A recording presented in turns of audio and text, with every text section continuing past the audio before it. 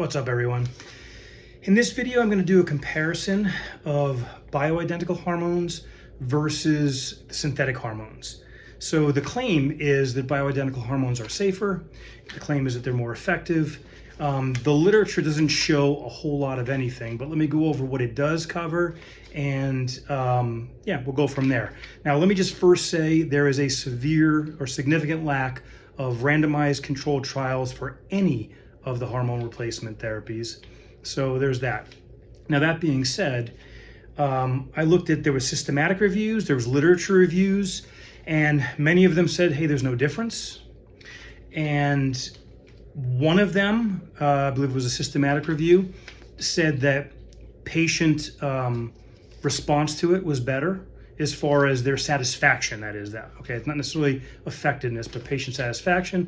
And the second thing that was kind of significant was it showed that it decreased cardiovascular risk and decreased risk of breast cancer, or at least it indicated that. It didn't show it. It indicated that there's a decreased risk of those things in this one particular systematic review.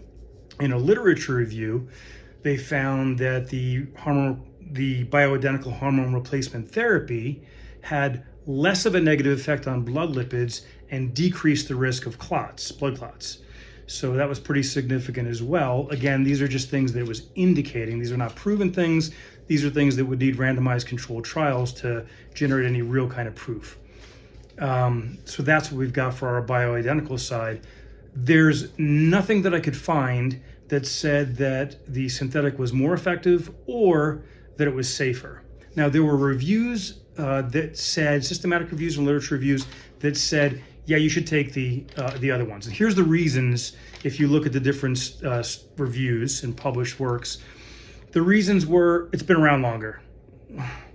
Well, bloodletting, leaching, trepanning, where they drilled holes in the head, that stuff's been around for hundreds of years. Sometimes that doesn't mean it's the most effective way. I'm not saying that it is or isn't. I'm saying that rationale is horrible and non-scientific. Okay, saying you should use it because it's been around more, yeah, that's not effective. What else did they say? They said that because it's not FDA approved, and I'll get to that in a minute, okay? It is still regulated by the FDA, but it's not FDA approved. And here's what I'm gonna say about the FDA. If you trust the FDA, I've got this bridge in Brooklyn that I'm willing to sell you for really, really cheap, okay? So here's the thing. Let's look at something. I had to write these down because I couldn't remember all of them. So one of the things they're saying, something like natrithroid. Now it's called nature thyroid. It's a natural, it's a desiccated pig thyroid, and it's a natural hormone, okay, that is prescribed, and it's for low thyroid hypothyroidism, instead of like a levothyroxine, okay, which is Synthroid. They're the same thing. So one of the things is they say, oh, well, it's been pulled off the market. And in 2020, there was a gigantic recall of Nature Thyroid, and it was recalled all the way back to 2017 doses, okay? And it's still off the market to this day because they don't have the resources that companies that make the levothyroxine do necessarily, because I'll talk about that in a moment. There's another one called Armor Thyroid. I don't remember which year it was. I didn't look it up, but that got pulled off the market. I don't know. I can't remember. It was late teens or early 20s. I think it was late teens or something like that. And but that's back on the market now. Okay. Now, that being said, that again is terrible rationale to say, oh, this is no good. Well, let's look at something. I had to write these down. I have to look at it close here. Okay. In 2017, these are all the times that levothyroxine, the synthetic, got pulled off the market. 2017 by Westminster Pharmacy. 2018 by Westminster Pharmacy. 2018 by Mylan Pharmaceuticals. Sorry, pharmaceuticals, not pharmacy. 2019 by Westminster Pharmaceuticals. That place needs to get its shit together. Apparently, every year they've got a problem. 2019 by Pfizer. 2020 by Acela Pharma. 2021 by Lanic Company Incorporated. 2023 by IBSA Pharma. The two most significant, by the way, some of them were smaller recalls. The two most significant were the 2018 Westminster Pharmaceuticals and the 2023 IBSA Pharma. Those are very large recalls. So saying that it got recalled for a reason that it's not a good product, well, then you shouldn't be using levothyroxine if that's the case, right? If we're using that rationale.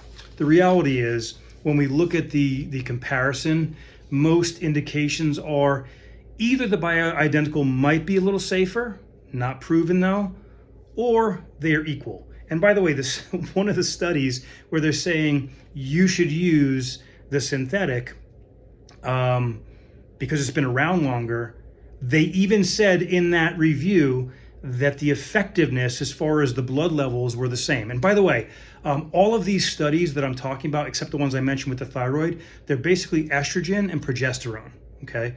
So the progesterone is supposed to be safer for the bioidentical, according to what I quoted earlier, but I did read another review saying the oral, the comparisons are the same as far as risk. So again, we're coming out really, really close.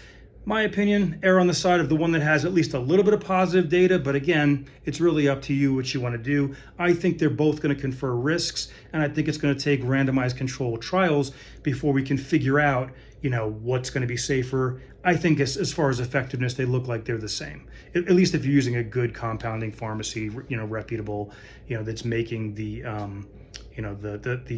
bioidentical versions, okay? And I could not find anything on testosterone other than, as far as safety, other than the effectiveness seems to be similar in the bioidentical, and then I believe it was Testoderm that they were comparing it to, which is a synthetic form. So that gives you some information. I know it doesn't guide you in a specific direction necessarily, but at least I kind of covered a broad view of the research out there. If you have any questions, let me know. Stay strong. I'll see you next time.